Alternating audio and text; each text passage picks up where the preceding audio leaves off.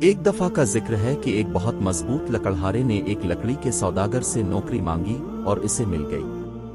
تنخواہ واقعی اچھی تھی اور کام کے حالات بھی۔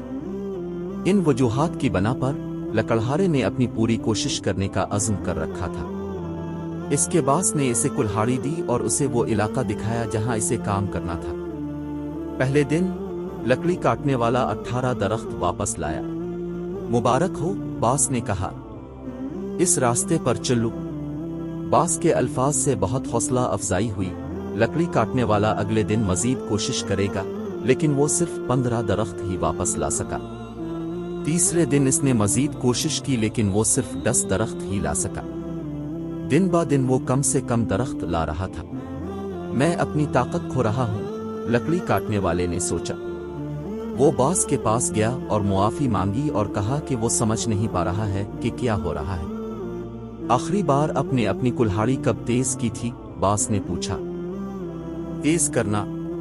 میرے پاس اپنی کلہاڑی کو تیز کرنے کا وقت نہیں تھا۔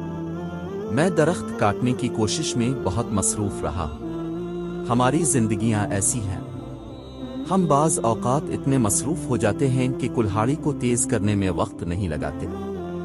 ہمارے ایمان کی کیفیت کا انحصار اس بات پر ہے کہ ہم اس غذا کو کتنا تیز کرتے ہیں جو راہ کو غذا دیتا ہے۔